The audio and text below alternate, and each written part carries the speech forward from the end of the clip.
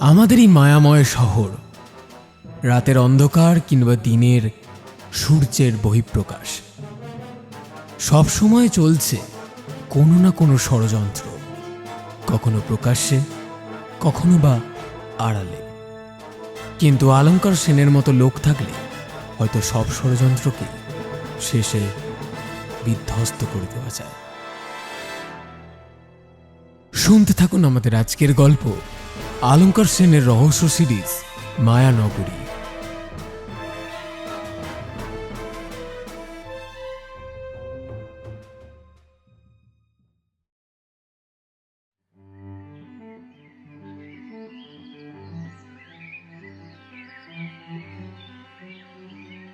গোয়েন্দা উপন্যাস দিয়ে সারিবদ্ধ বইয়ের তাক সহ একটি অস্পষ্ট আলোকিত অফিস, যেখানে অলঙ্কার সেন একটা বড় কাঠের ডেস্কে বসে মামলার ফাইলগুলি পর্যালোচনা করছিলেন। অলঙ্কার সেন একজন দুঁদে গোয়েন্দা। যেসব কেস কেউ হাতে নেয় না, উনি বেছে বেছে সেই সব অসমাপ্ত কেসগুলি ন্যায় বিচার পাওয়ানোর জন্য তৎপর হয়ে নিয়ে থাকেন। উনি একাই থাকেন আর নিজের কাজ নিজেই করেন। তেমন বন্ধুবান্ধব খুব একটা কেউ নেই। দিনের বেশিরভাগ বা বলা চলে সময়ের সবটাই তিনি কেস সলভে দেন। এক কথায় কলকাতা শহরে গোয়েন্দা অলঙ্কার সেনকে সবাই এক ডাকে চেনে। হঠাৎ দরজায় মৃদু কড়া নাড়ার শব্দ হয়। একজন পুরনো বন্ধু এবং প্রাক্তন পুলিশ ইন্সপেক্টর মিস্টার দাসের প্রবেশ হয়। উনি ঘরে ঢুকেই বলেন, অলঙ্কার, হ্যাঁ, আপনি একটু বদলাননি যে। হ্যাঁ, এখনো কাজে ডুবে আছেন আমি দেখতে পাচ্ছি। দাস, অনেকদিন হয়ে গেল, এদিকে কি মনে করে? ভেবেছিলাম আপনার দিকে নজর রাখবো এবং আমার কাছে এমন কিছু আছে যা আপনার কাছে আকর্ষণীয় বলে মনে হতে পারে। ও, বলুন তাহলে। ঠান্ডা কেস, অনন্য বসুর অন্তর্ধান। কোনো সূত্র নেই, তবে এটা সম্পর্কে যা যা তথ্য আমার কাছে আছে সেগুলো কখনোই আমার সাথে ঠিক বসেনি। আপনি বলছেন অদৃশ্য হয়ে যাওয়া?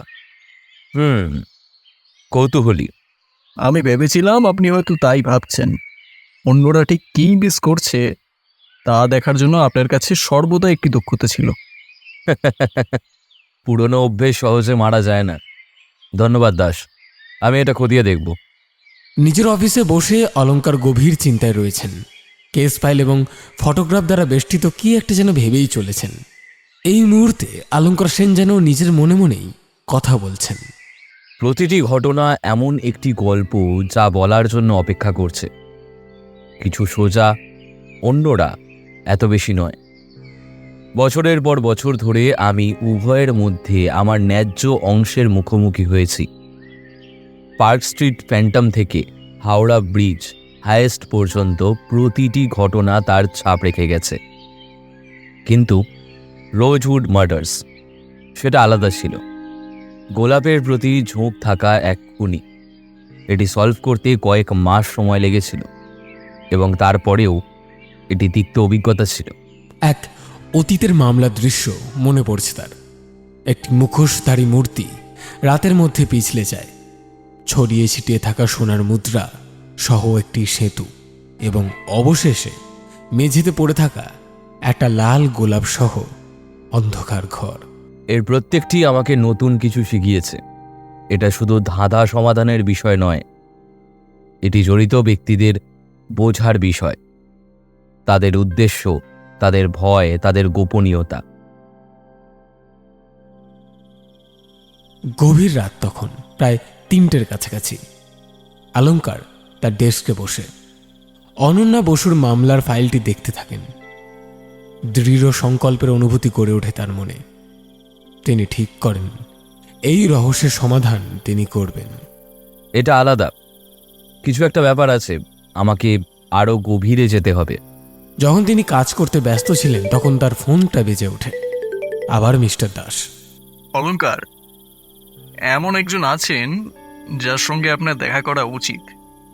অনন্যার মামলা সম্পর্কে তার কিছু অন্তর্দৃষ্টি রয়েছে। কে এসে?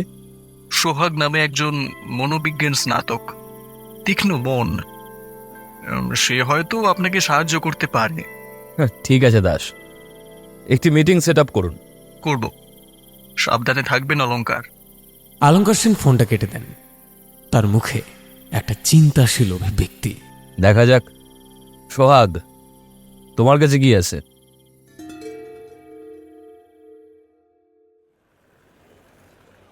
বিশ্ববিদ্যালয়ের কাছে একটি ব্যস্ত ক্যাফে। অলঙ্কার একা বসে কফি খাচ্ছে। সেই মুহূর্তে সোহাগ প্রবেশ করে। তাকে লক্ষ্য করে এগিয়ে আসে সামনে। সোহাগ অলঙ্কারের ডাই হার্ট ফ্যান বলা যেতে পারে। অনেক দিন ধরেই সে খোঁজেছিল তার প্রিয় গোয়েন্দার সাথে দেখা করবে, কাজ করবে, তবে তা হয়ে উঠছিল না। কিন্তু এতদিনে সেই সুযোগ আসে এবং সেই জন্যই এই দেখা করা। অলঙ্কারকে দেখে সোহাগ বলে ওঠে, মিস্টার সেন, আমি কি আপনার সঙ্গে যোগ দিতে পারি? অবশ্যই, একটু বসুন। আমি বছরের পর বছর ধরে আপনার কাজ অনুসরণ করে আসছি। আমি মনে করি আমি আপনার সর্বশেষ মামলার ক্ষেত্রে আপনাকে সাহায্য করতে পারি। আর আপনি কেন এমন ভাবছেন? আমি একজন মনোবিজ্ঞান স্নাতক। আমি মানুষের মনের কথা বুঝি। আর আমি অনন্যার সাথে একই স্টাডি গ্রুপে ছিলাম। বলুন, আমি শুনছি। অনন্যা হুমকি বার্তা পাওয়ার কথা উল্লেখ করেছিল এবং একটি গোপন সম্পর্ক নিয়ে উদ্বিগ্ন বলে মনে হয়েছিল ওকে। আমি মনে করি তার কাছের কেউ এর সঙ্গে জড়িত। আপনার ভালো প্রবৃত্তি আছে। আমি আপনার দক্ষতা সম্পন্ন কাউকে ব্যবহার করতে পারি। আপনি কি তাহলে আমাকে সাহায্য করতে চান? আমি চাই। ধন্যবাদ মিস্টার সেন। আমাকে আলস্কার বলে ডাকুন। দলে স্বাগতম সোহাগ। প্রথম কেস এসে যায়। অলঙ্কারের অফিসে বসে রয়েছে সোহাগ। একটা ডেস্কে বসে নোট পর্যালোচনা করছেন। অলঙ্কার একটা ফাইল হাতে নিয়ে প্রবেশ করে, বলে ওঠে, আমাদের প্রথম কেস একসাথে, নিখোঁজ ব্যক্তির মামলা, অনন্যা বসু।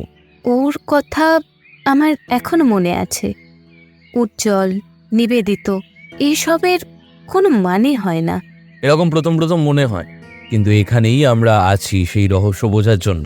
অনন্যা একজনের সাথে সম্পর্কে ছিল, একজন অধ্যাপক, ডক্টর কাপুর, এবং রাঘব নামে একজন প্রাক্তন প্রেমিক ছিলেন, যিনি বেশ পজেসিভ প্রকৃতির ছিলেন।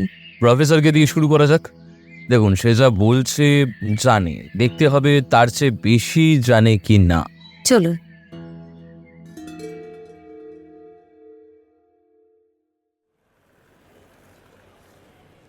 সোহাগ আর অলঙ্কার এসে উপস্থিত হয় বিশ্ববিদ্যালয়ের ডক্টর কাপুরের অফিসে।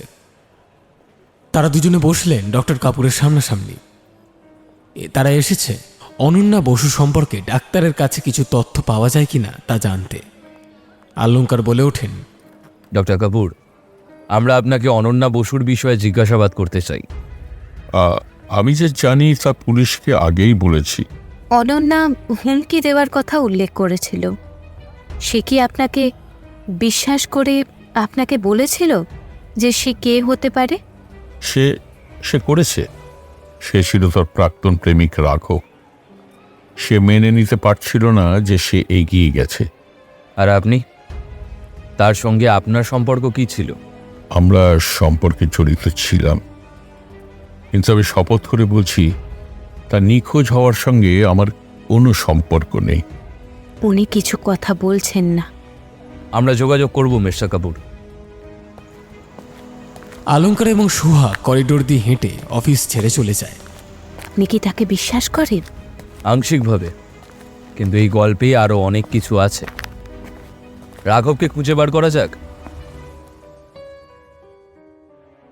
কলকাতার উপকণ্ঠে একটি পুরনো গুদাম ঘরে অলঙ্কার এবং সোহাগ সাবধানে প্রবেশ করে, হাতে ফ্ল্যাশ লাইট।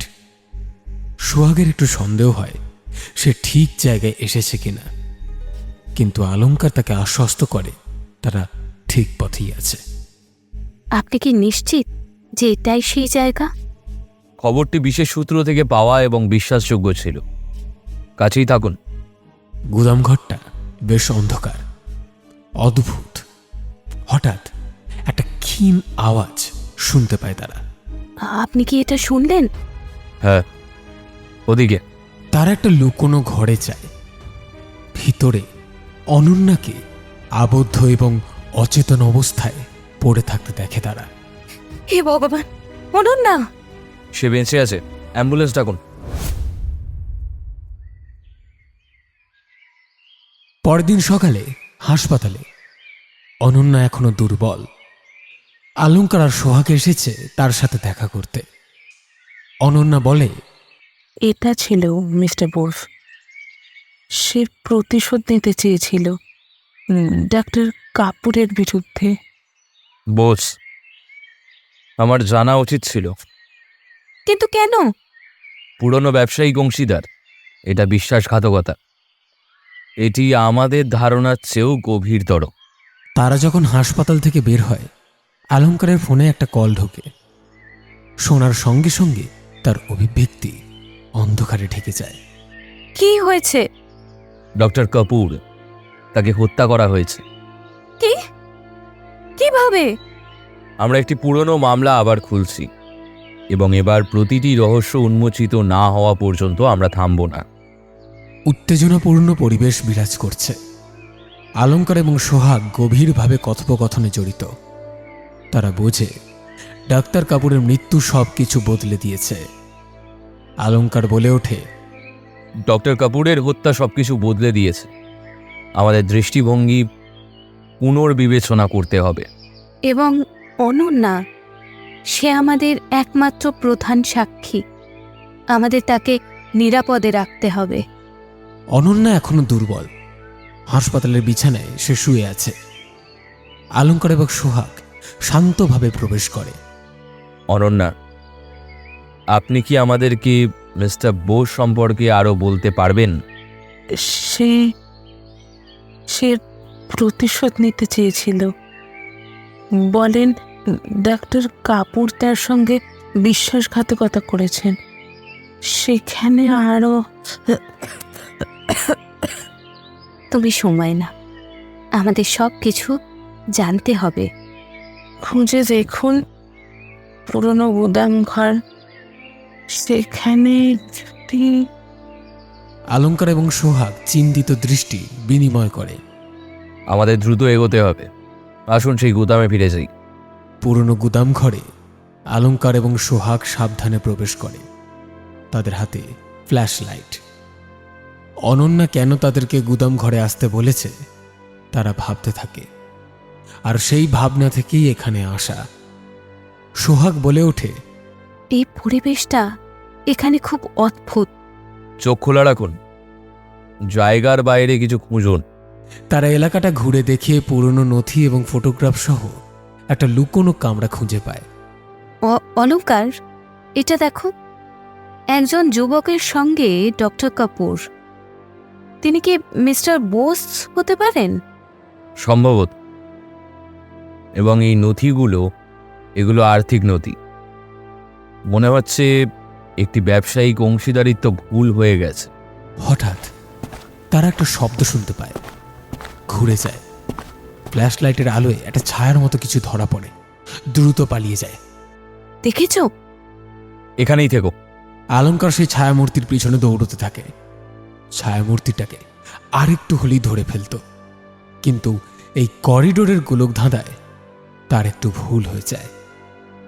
সে ছায়াটাকে হারিয়ে ফেলে। হুফ, তারা চলে গেছে। কে ছিল বলে তোমার মনে হয়? এমন কেউ যিনি চান না যে আমরা এই নথিগুলো খুঁজে পাই। আসুন ফিরে যাই এবং নথিগুলো বিশ্লেষণ করি। অলঙ্কারের অফিসে অলঙ্কার এবং সোহাগ নথিগুলি খতিয়ে দেখছেন, যা তারা গুদাম ঘর থেকে উদ্ধার করেছে। সেই সময় হঠাৎ ফোনটা বেজে ওঠে। অলঙ্কার উত্তর দেয় আর ওপাশের ব্যক্তিকে বলে, এই অলঙ্কার, তোমাকে হাসপাতালে আসতে হবে, এটা জরুরি। কি হয়েছে? অনন্যা, ওকে ওকে হত্যা করা হয়েছে। আমরা পথেই আছি। কথা শুনে তারা দুজনই হতচকিত। যত তাড়াতাড়ি সম্ভব তারা হাসপাতালে এসে পৌঁছয়। ইন্সপেক্টর শর্মা বলেন, তাকে হত্যা করার আগে নির্যাতন করা হয়েছিল। এটা নিষ্ঠুর। কে এটা করতে পারলো? এটা কাকতালীয় ছিল না। এখানে একটি প্যাটার্ন আছে। তুমি কি বলতে চাইছো? এটি এটি ঠিক রোজআউট হত্যার মতো। সোহাগ এখন সূত্রগুলি একত্রিত করার চেষ্টা করছে। এর কোনো মানে হয় না। রোজউড হত্যাকাণ্ডগুলি 2016 সাল থেকে শুরু হয়েছিল। হত্যাকারী কখনো ধরা পড়েনি। এবং এখন মনে হচ্ছে কেউ সেই প্যাটার্নটি অনুলিপি করছে, বা একই ব্যক্তি। কিন্তু এখন কেন? আর কেনই বা অনন্যা? প্রতিশোধ। এরা সবসময় প্রতিশোধের জন্য ফিরে আসে। অলঙ্কার এবং সোহাগ মিস্টার বসুর বাড়িতে যান। তারা বোঝেন বাড়িতে কোনো ঘটনা ঘটেছে, কারণ তেমনই একটা লক্ষণ ইঙ্গিত করছে সেদিকেই। তারা চারিদিকে তাকায় এবং সোহাগ বলে ওঠে, দেখে মনে হচ্ছে সে তাড়াহুড়ো করে চলে গেছে। এই নোটটি, এটি ডক্টর কাপুরকে সম্বোধন করা হয়েছে। আপনি যা করেছেন তার জন্য আপনাকে মূল্য দিতে হবে। কাপুর তাকে কি করেছে? তাদের অতীতের গভীরে আমাদের যেতে হবে। এই গল্পে আরও কিছু আছে। অলঙ্কার এবং সোহাগ একটি গ্রন্থাগারে পুরনো সংবাদপত্রের নিবন্ধ এবং রেকর্ড নিয়ে গবেষণা করছেন কিছু একটা। অলঙ্কার, এই দেখো, 2010-এর দশকে কাপুর ও বোস ব্যবসায়িক অংশীদার ছিলেন। একটি ব্যর্থ প্রকল্পের পর তাদের পতন ঘটে। এবং বোস একাধিক অপরাধে জড়িয়েছিলেন, কিন্তু তিনি কখনো দোষী সাব্যস্ত হননি। তিনি নিশ্চয়ই কাপুরকে দোষ দিয়েছিলেন। এবং এখন সে প্রতিশোধ নিতে ফিরে এসেছে। বোস আবার আঘাত করার আগে আমাদের তাকে খুঁজে বার করতে হবে। বোসের অবস্থান সম্পর্কে একটি সূত্র অনুসরণ করে অলঙ্কার এবং সোহাগ দার্জিলিংয়ের উদ্দেশ্যে ভ্রমণ করে। তার একটা অদ্ভুত কিন্তু ভীতিকর পাহাড়ি স্টেশনে পৌঁছয়। এখানে পৌঁছে মনে হয় তারা ঠিকভাবেই এগোচ্ছে, কিন্তু একটা দ্বিধা মনে থেকেই যায়। জায়গাটা সুন্দর, কিন্তু একটা অস্বস্তি হচ্ছে। আমাদের মনোযোগ দিতে হবে। বোস যে এখনো জায়গায় থাকতে পারে। আরও সুন্দর পর্যবেক্ষণের জন্য তারা দুজন আলাদা হয়ে যায়। সোহাগ একটা নির্জন অঞ্চলে একটা লিড অনুসরণ করে যায়, কিন্তু সে বুঝতে পারে না কেউ একজন তারই আড়ালে তাকে অনুসরণ করে চলেছে। কিন্তু যখন সোহাগের নজরে এলো তখন অনেকটা দেরি হয়ে গেছে। আপনি কে? কি চান আপনি? আপনার এর থেকে দূরে থাকা উচিত ছিল। ছায়ামূর্তি এগিয়ে আসার সাথে সাথে অলঙ্কার ঠিক সময় পৌঁছে যায়। এমন সময় ছায়ামূর্তিকে সে ফেলে দেয় মাটিতে। দুর্ধর্ষ লড়াই শুরু হয় তাদের মধ্যে, কিন্তু এখনো ছায়ামূর্তিটা অলঙ্কারকে ধোঁকা দিয়ে পালিয়ে যেতে সফল হয়। তুমি ঠিক আছো তো সোহাগ? হ্যাঁ, ধন্যবাদ। খুব জোর বেঁচে গেছি। আমরা কাছাকাছি পৌঁছে গেছি। আমাদের কেবল আরও কিছুটা সময় ধরে আমাদের ওই তদন্ত চালিয়ে যেতে হবে। দার্জিলিংয়ের মনোরম দৃশ্য এখন চোখের সামনে। অলঙ্কার এবং সোহাগ একটি বেঞ্চে বসে তাদের যাত্রার কথা ভাবছে। আমরা এত দূর এসেছি, কিন্তু মনে হচ্ছে আমরা এখনো সত্য থেকে অনেক দূরে আছি। সত্য আছে সোহাগ, আমাদের কেবল এটি একত্রিত করতে হবে। অলঙ্কার এবং সোহাগ ট্রেনে করে কলকাতায় ফেরার জন্য ওঠে।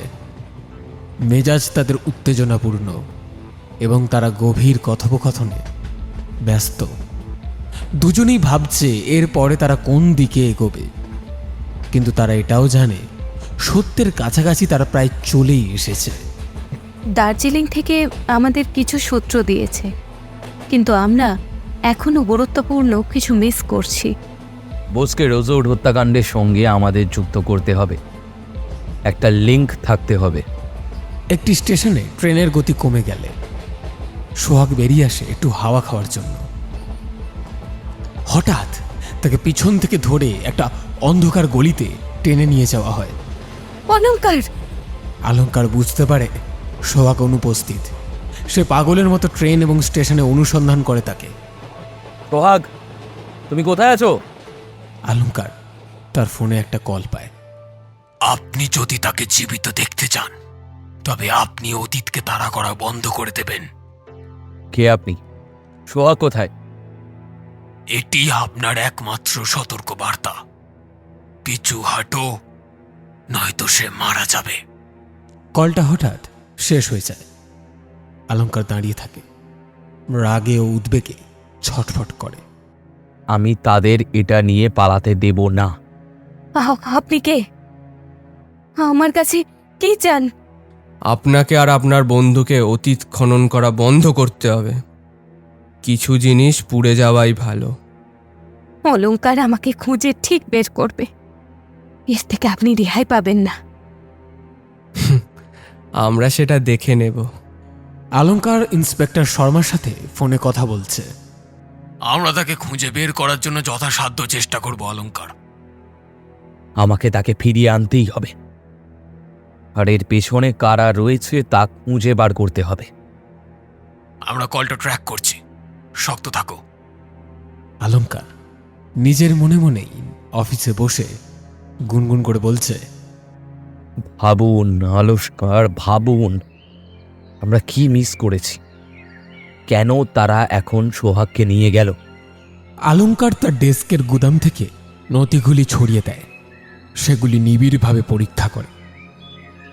তার ফোন আবার বাজতে থাকে এবং সে সঙ্গে সঙ্গে উত্তর দেয়, আমরা কলটা ট্র্যাক করেছি।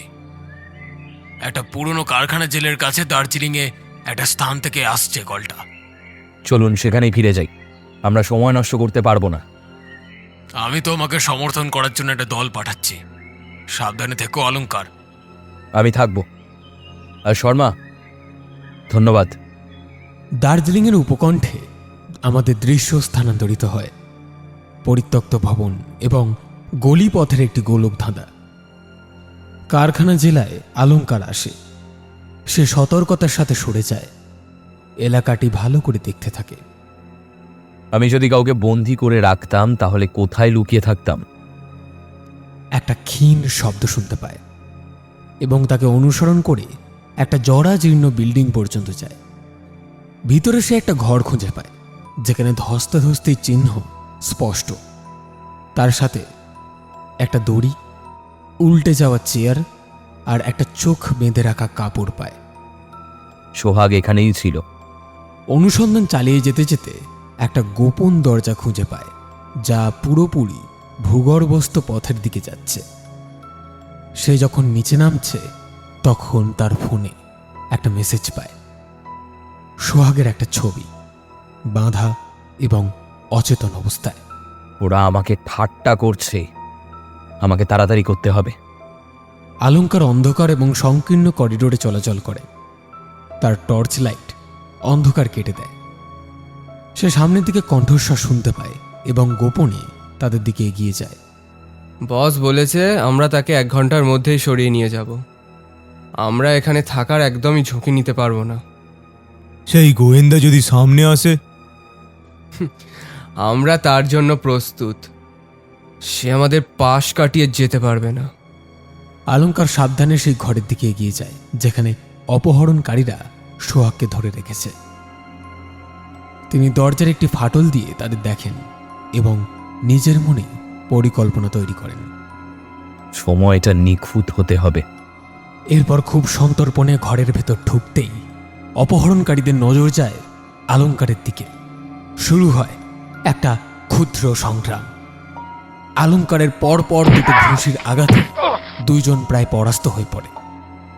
অলঙ্কার সামনে দেখতে পায় সোহাগ অচেতন অবস্থায় বসে রয়েছে।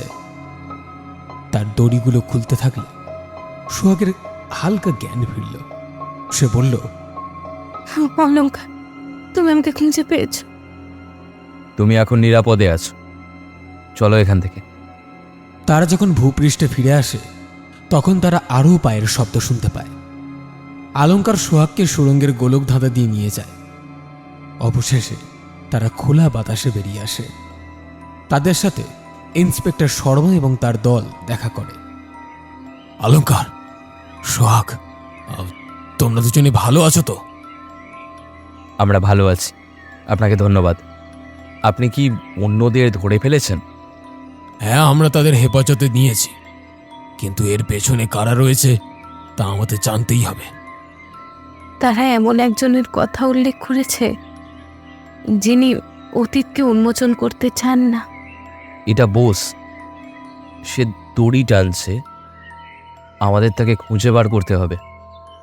আমরা করব, কিন্তু আপাতত তোমাদের দুজনকে ফিরিয়ে নেওয়া যাক। আলঙ্কার এবং সোহাগ তাদের অগ্নি পরীক্ষা থেকে সেরে উঠেছে। সোহাগ এখন বিশ্রাম নিচ্ছে এবং আলঙ্কার গভীর চিন্তায় মগ্ন। অলঙ্কার, এখন আমরা কি করব? আমরা থামবো না। আমরা আগের চেয়ে অনেক কাছাকাছি এসে গেছি। আমাদের বোস এবং রজত হত্যাকাণ্ডের সঙ্গে সংযোগ খুঁজে বার করতে হবে। এবং আমরা করব একসঙ্গে। অলঙ্কার, আমরা কিছু একটা খুঁজে পেয়েছি। তোমাকে অবিলম্বে কলকাতায় ফিরে আসতে হবে। সেটা কি? রোজউড হত্যাকাণ্ডের একটা নতুন নেতৃত্ব। এটা এটা এমন কিছু যা তোমাকে নিজের চোখে দেখতে হবে। চলো যাই, আমাদের একজন হত্যাকারীকে ধরতে হবে। অফিসে বসে আলঙ্কার এবং সোহাগ মিস্টার বোস এবং ডক্টর কাপুরের ফাইলগুলি খতিয়ে দেখছেন। চারপাশ উত্তেজনাপূর্ণ। তারা বোঝে যে তাদের ধারণার চেয়েও এ কেস আরও জটিল। আলঙ্কার বলে ওঠে, বোস এবং কাপুর, তাদের ইতিহাস আমাদের কল্পনার চেয়েও অন্ধকার। তুমি কি খুঁজে পেয়েছো? এই দেখ, বোস এবং কাপুর একটি ফার্মাসিউটিক্যাল উদ্যোগে অংশীদার ছিলেন। 2010-এর দশকের গোড়ার দিকে তারা একটি বিপ্লবী ওষুধ তৈরি করেছিল, কিন্তু কিছু একটা ভুল হয়ে গেছিল। বোসের বিরুদ্ধে অনৈতিক আচরণের অভিযোগ আনা হয়েছিল। এবং কাপুর তার বিরুদ্ধে সাক্ষ্য দেন। এটাই বোসের প্রতিহিংসার ব্যাখ্যা দেয়। কিন্তু রোজফোর্ট হত্যাকাণ্ডের সঙ্গে এর কি সম্পর্ক? এটাই আমাদের খুঁজে বার করতে হবে। এখন অনুপস্থিত টুকরো আছে মাত্র। আলঙ্কারের একটি পুরনো মামলা 2016 সালের রোজউড হত্যাকাণ্ডের স্মৃতিতে স্থানান্তরিত হয়। ফ্ল্যাশব্যাক আসতে থাকে আলঙ্কারের মাথায়। আলঙ্কার বেশ কয়েকটা ভয়াবহ হত্যা তদন্ত করছেন, যেখানে অপরাধের দৃশ্যে গোলাপ রেখে দেওয়া হয়েছিল।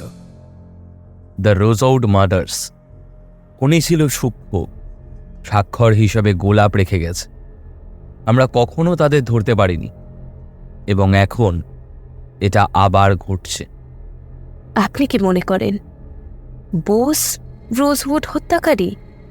এটা সম্ভব, কিন্তু আমাদের আরও প্রমাণের প্রয়োজন।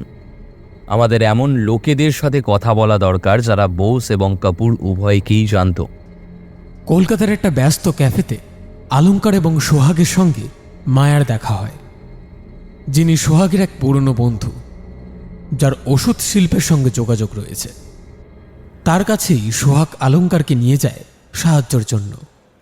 মায়া তাদেরকে দেখে বলে ওঠে, সোহাগ, অনেক দিন হয়ে গেছে। হয়েছে। মায়া, ইনি অলঙ্কার সেন। আপনার সাহায্য আমাদের দরকার। এটা কিসের ব্যাপার? আমরা আপনার পুরনো সহকর্মী ডক্টর কাপুর এবং মিস্টার বোসের সঙ্গে সম্পর্কিত একাধিক হত্যার তদন্ত করছি। কাপুর ও বোস? আমি তাদের ভালো করেই চিনতাম। বোস উজ্জ্বল কিন্তু নির্দয় ছিলেন। কাপুর, তিনি দয়ালু ছিলেন, কিন্তু তার রহস্য ছিল। কি ধরনের রহস্য? গুজব ছিল, অর্থনৈতিক পরীক্ষা নিরীক্ষার নীরব অর্থ। কাপুর অনেক গভীরতায় ছিলেন। আমাদের সবকিছু জানতে হবে, জীবন ঝুঁকির মধ্যে রয়েছে। বোস এই জার্নালটি রেখেছিলেন। এটা হয়তো আপনাকে তার উদ্দেশ্য বুঝতে সাহায্য করতে পারে। এটি অমূল্য। ধন্যবাদ মায়া। সতর্ক থাকুন, এর সঙ্গে শক্তিশালী ব্যক্তিরা জড়িত। কাপুর আমার সঙ্গে বিশ্বাসঘাতকতা করেছে। সে তার পাপের প্রতিশোধ নেবে। গোলাপগুলি, সেগুলি তার ছড়িয়ে দেওয়া রক্তের প্রতীক। গোলাপ? এটি রোজউড হত্যাকাণ্ডের সঙ্গে বোসের সংযোগকে নিশ্চিত করে। হ্যাঁ, কিন্তু আরও আছে। এই এন্ট্রিগুলো দেখুন। বোস অন্য একজনের কথা উল্লেখ করেছে, দ্য বেনিফ্যাক্টর। কে হতে পারে? এমন কেউ যিনি বোসের পরীক্ষাগুলোকে আর্থিকভাবে সমর্থন করেছিলেন। আমাদের সেই উপকারীকে খুঁজে বার করতে হবে। অলঙ্কার এবং সোহাগ পুলিশ স্টেশনে একজন সন্দেহভাজন বোস এবং কাপুরের পুরনো সহযোগী মিস্টার সিনহাকে জিজ্ঞাসাবাদ করছে। আমি তো আপনাকে বলেইছিলাম আমি খুনের বিষয়ে কিছুই জানি না। আমরা জানি আপনি বোসের ঘনিষ্ঠ ছিলেন। বেনেফ্যাক্টর সম্পর্কে আপনি আমাদের কি বলতে পারেন? বেনিফ্যাক্টর সে একটা ছায়া ছিল, কিন্তু কেউ তার আসল পরিচয় জানতে পারেনি। কিন্তু তার প্রচুর টাকা এবং একটা অন্ধকার এজেন্ডা ছিল। আপনাকে আমাদের আরও কিছু বলতে হবে। আমি শপথ করছি আমি এর বেশি কিচ্ছু জানি না। দয়া করে আমাকে যেতে দিন। আমাদের আর কোনো উপায় নেই, এনাকে মুক্তি দাও। মিস্টার সিনহা হাঁটছেন, আর তার দৃষ্টি দূরের দিকে ছিল। হঠাৎ একটা গাড়ি দ্রুত গতিতে তাকে ধাক্কা দেয়।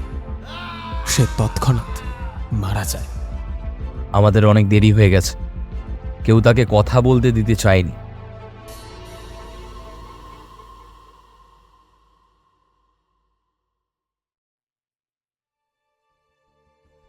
কিছুক্ষণ পর অলঙ্কার ঘটনাস্থলে পৌঁছয়। ইতিমধ্যে বড্ড দেরি হয়ে গেছে।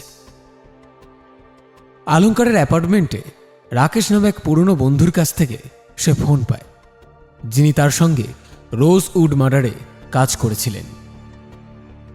রাকেশ তাকে ফোন করে বলে, হ্যাঁ অলঙ্কার, আমি না একটা জিনিস খুঁজে পেয়েছি, বুঝলেন?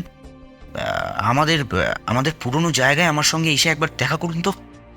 আমি 10 মিনিটের মধ্যে সেখানে পৌঁছে যাব। অলঙ্কার একটা নির্জন পার্কে এসে রাকেশকে দেখে সে অপেক্ষা করছে, বেশ চিন্তিতভাবে।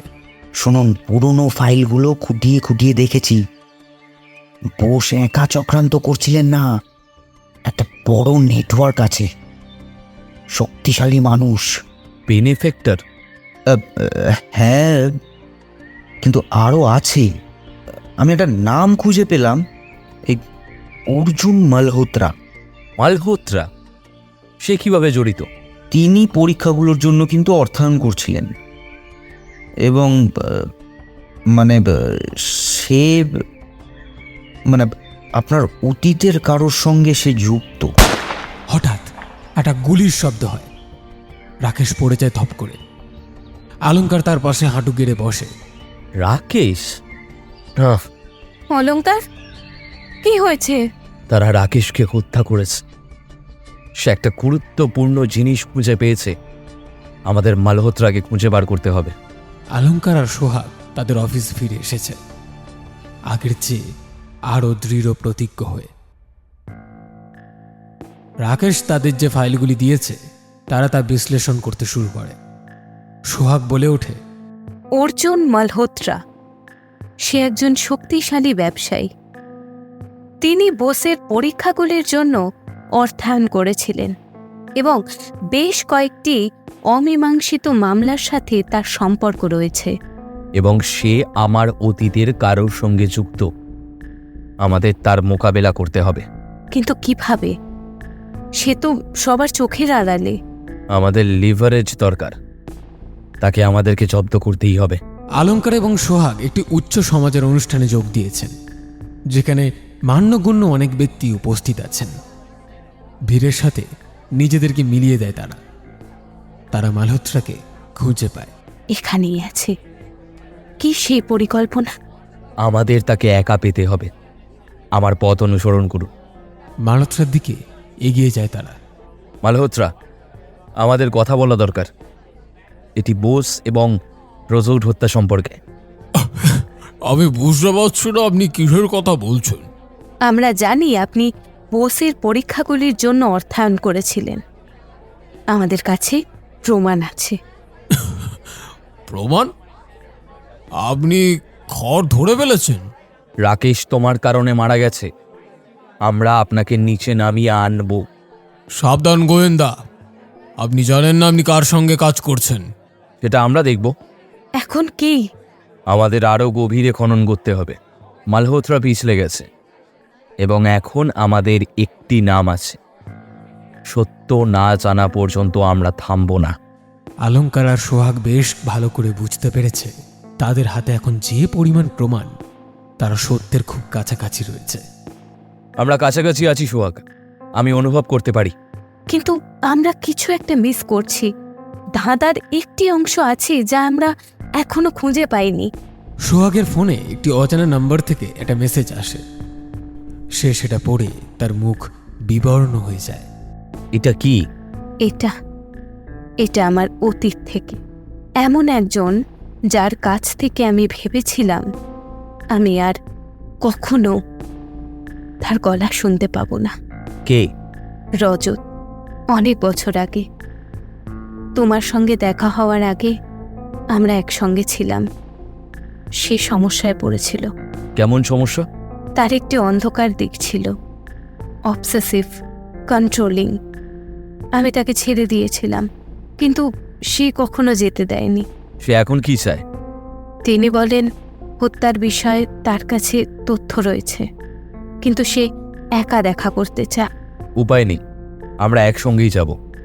রাজি হয়ে গেল। দেখি সে কি জানে। কলকাতার উপকণ্ঠে একটি পরিত্যক্ত গুদামঘর।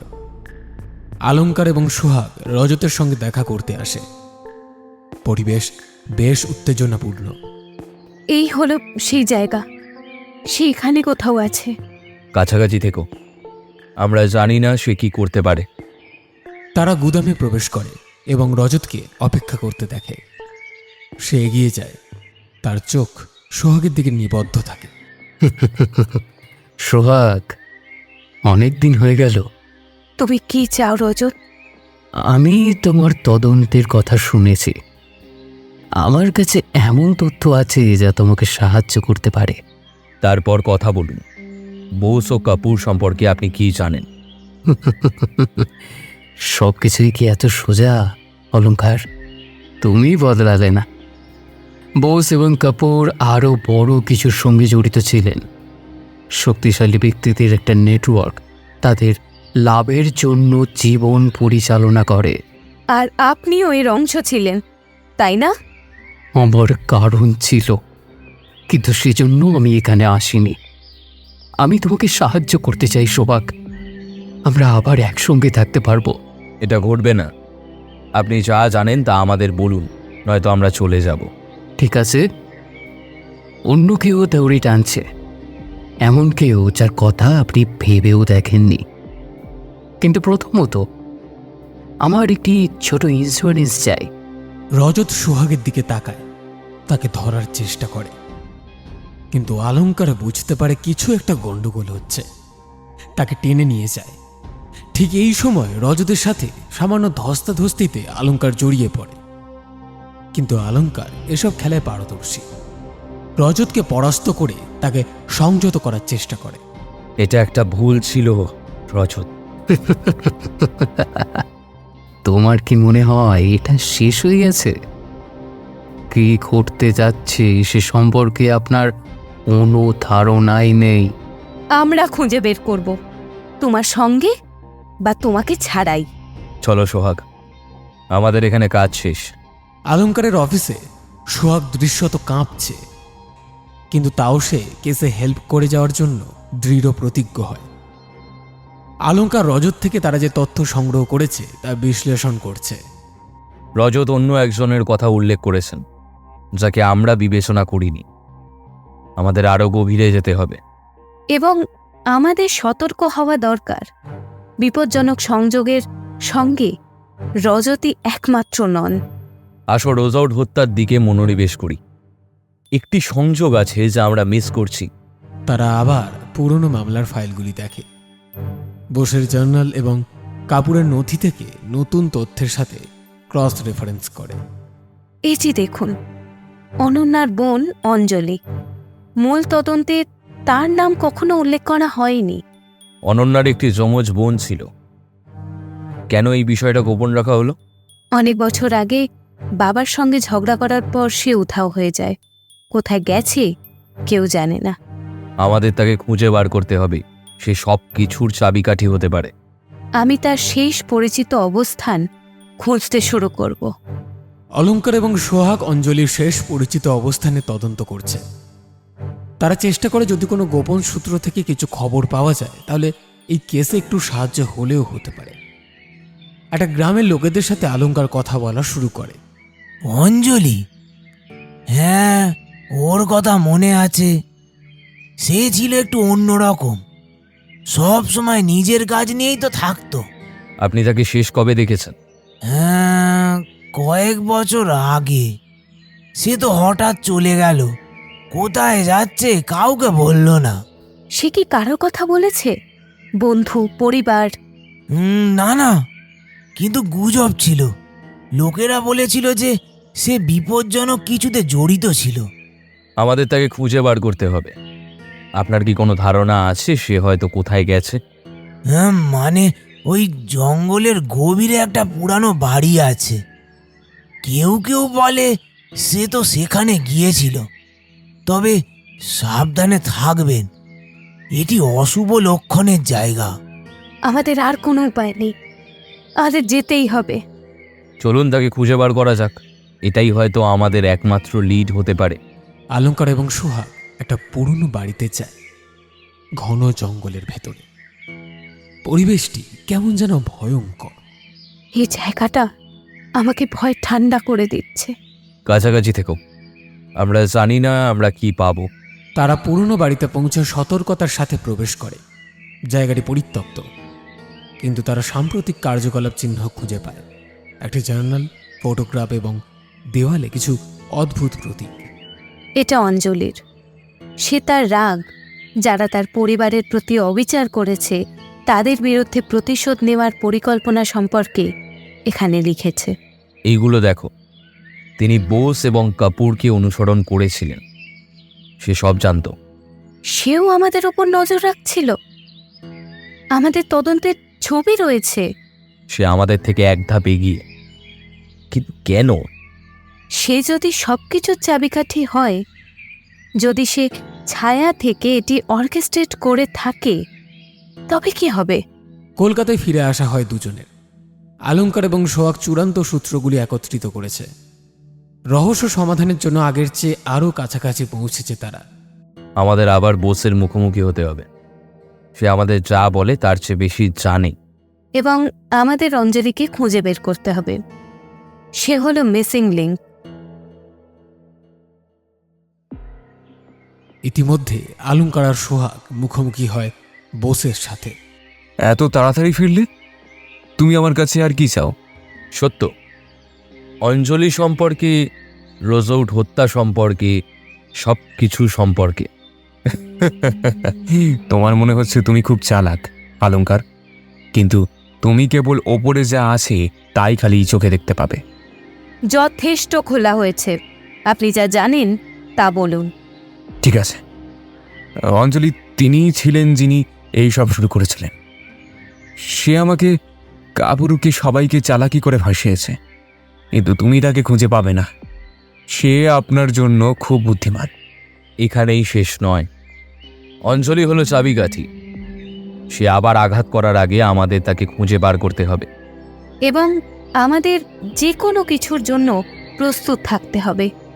সে বিপজ্জনক এবং আমাদের সময় শেষ হয়ে যাচ্ছে।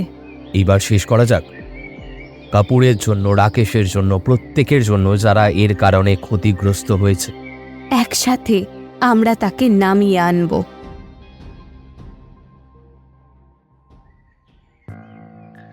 আমরা এটাকে ভুল দৃষ্টিকোণ থেকে দেখেছি সোহাগ।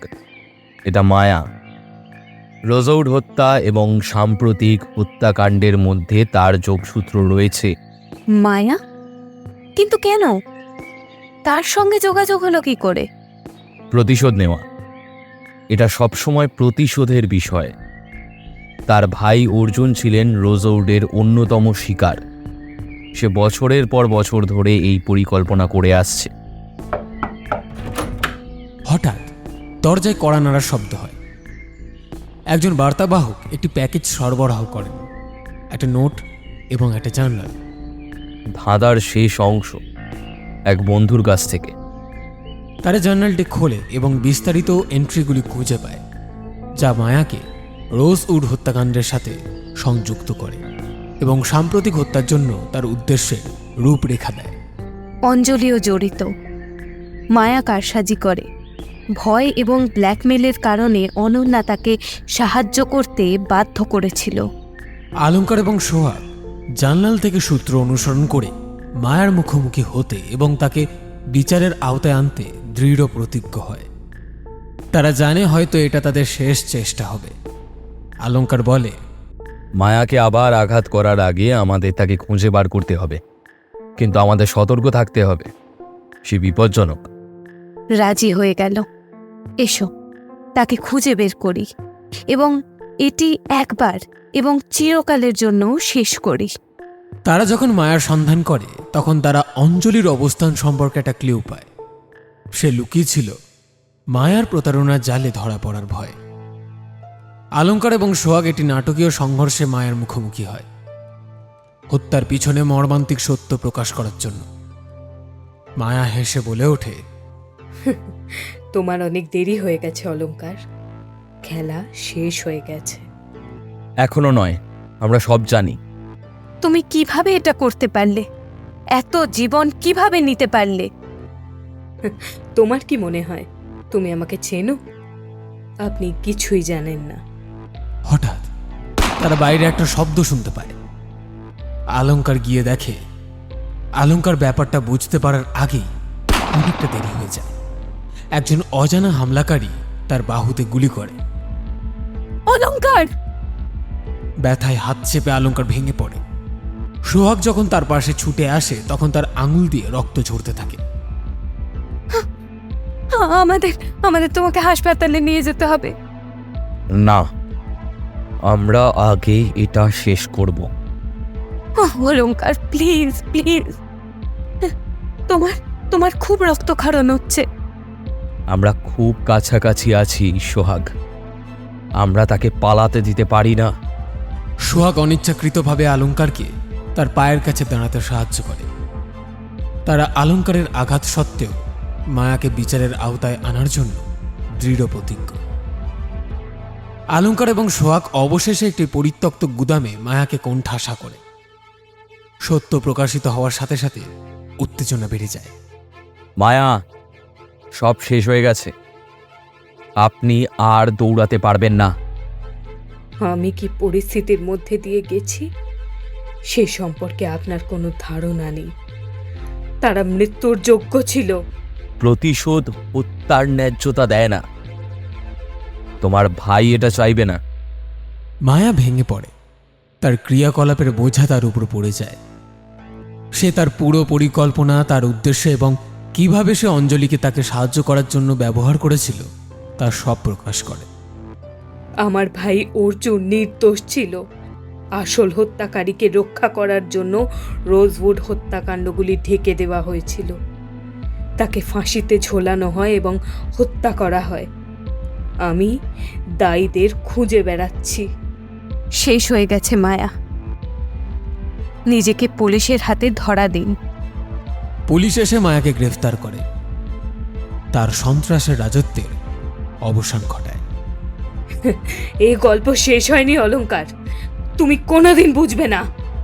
তোমার ক্ষতির জন্য আমি দুঃখিত মায়া, কিন্তু এর অবসান ঘটাতে হবে।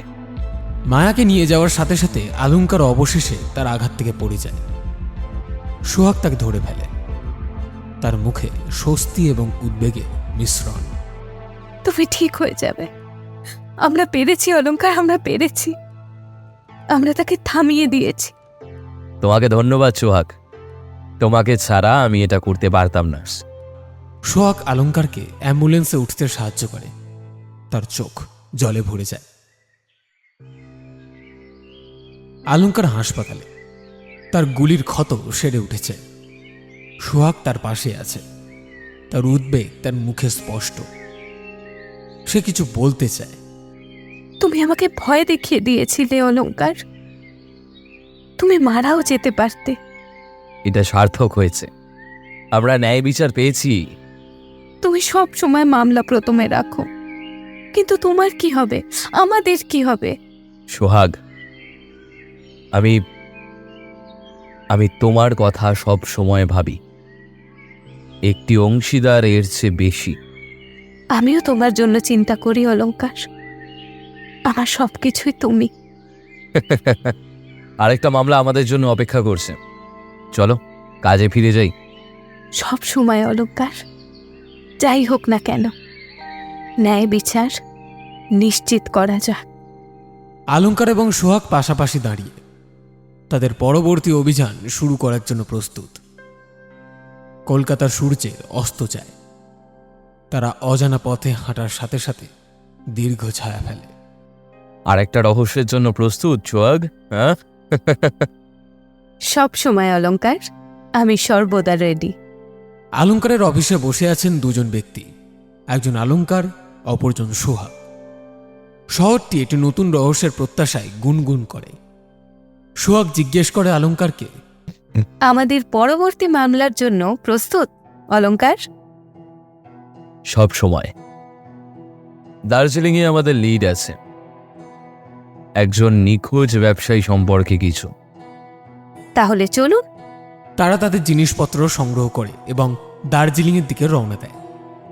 তারা জানে না যে এই যাত্রাটি কেবল নিখোঁজ ব্যবসায়ীর চেয়েও বেশি কিছু খুঁজে বার করবে। দার্জিলিংয়ে অলঙ্কার এবং সোহাগ একটি অদ্ভুত হোটেলে চেক ইন করে। বাতাস চকচকে এবং চা পাতার ঘ্রাণে ভরা।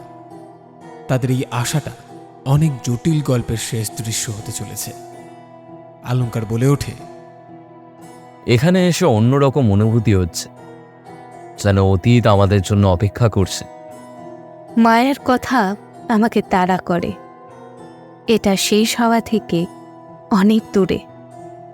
তারা মায়ের একজন পুরনো সহযোগী সম্পর্কে একটা টিপ পায়। তার কাছে হয়তো আরও তথ্য থাকতে পারে। তারা তদন্ত করার সিদ্ধান্ত নেয়। আসুন এই সহযোগীর সঙ্গে দেখা করি, হয়তো তারা মায়ার অতীতের ওপর কিছু আলোকপাত করতে পারে। মায়ার সহযোগী মিসেস গুপ্ত নামে এক বয়স্ক মহিলার বাড়ি। বাড়িটি পুরনো ছবি এবং স্মৃতিচিহ্নে ভরা। সোহাগ আর অলঙ্কার নিজেদের তদন্ত চালিয়ে যায়।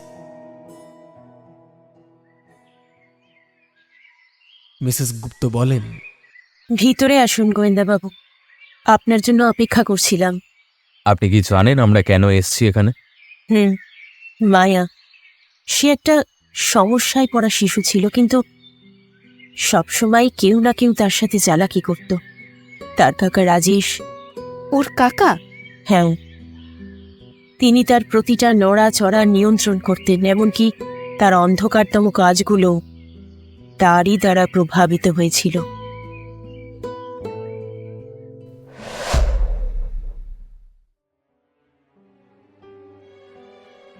অলঙ্কার এবং সোহাগ রাজেশকে খুঁজে বের করে। সে একটা উপনামের অধীনে বসবাস করছে। সংঘর্ষ শুরু হয় অলঙ্কার আর রাজেশের মধ্যে। অলঙ্কার বলে ওঠে, রাজেশ, তোমার খেলা শেষ। আমরা জানি তুমি মায়াকে কারচুপি করেছো। তোমার কি মনে হয় তুমি জিতে গেছো? না না না, মায়া ছিল কেবল একটা শুরু। আমরা এটাকে চিরতরে শেষ করে দিচ্ছি। রাজেশ পালানোর চেষ্টা করে, কিন্তু অলঙ্কার আর সোহাগ শেষ পর্যন্ত তাকে ধরে ফেলে। অলঙ্কার একটি বুলেটের কবলে পড়ে পুনরায়। অলঙ্কার! আমি ভালো আছি, আমরা তাকে পালাতে দিতে পারি না। অবশেষে তারা রাজেশকে দমন করে আর পুলিশের হাতে তুলে দেয়। এখানেই শেষ নয়, আরো অনেক রহস্য রয়েছে যা আপনি কখনোই উন্মোচন করতে পারবেন না। আপনার সেই ক্ষত পরীক্ষা করানো দরকার অলঙ্কার। এটি কেবল একটি স্ক্র্যাচ। আমরা মামলাটি সমাধান করেছি, এটাই গুরুত্বপূর্ণ। আপনি সব সময় মামলাটিকে প্রথমে রাখেন। এখন আসুন, আমরা মূলত যে মামলার জন্য এসেছিলাম তার দিকে মনোনিবেশ করি। একজন ব্যবসায়ী নিখোঁজ রয়েছে এবং আমাদের তাকে খুঁজে বের করতে হবে। চলো যাই, আমাদের কাজ এখনো শেষ হয়নি। অলঙ্কার এবং সোহাগ একটি চা বাগানের প্রান্তে দাঁড়িয়ে তাদের পরবর্তী অভিযান শুরু করার জন্য প্রস্তুত। সূর্যের অস্তের সাথে সাথে দার্জিলিংয়ের উপর দিয়ে সোনালি আলো বয়ে যায়।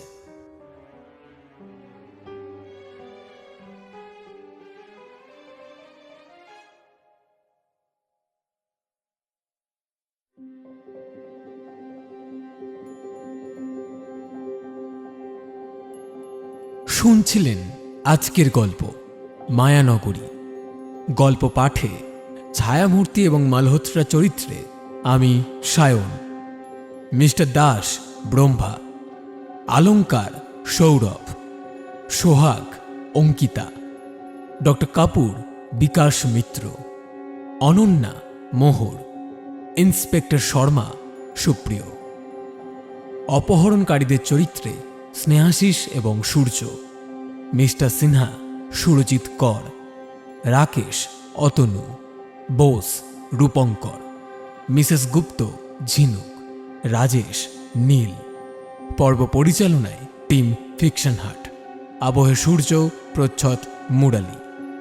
টিম ফিকশন হাট ফিরে আসবে আবার এক নতুন গল্পের সাথে। ততক্ষণ ভালো থাকবেন।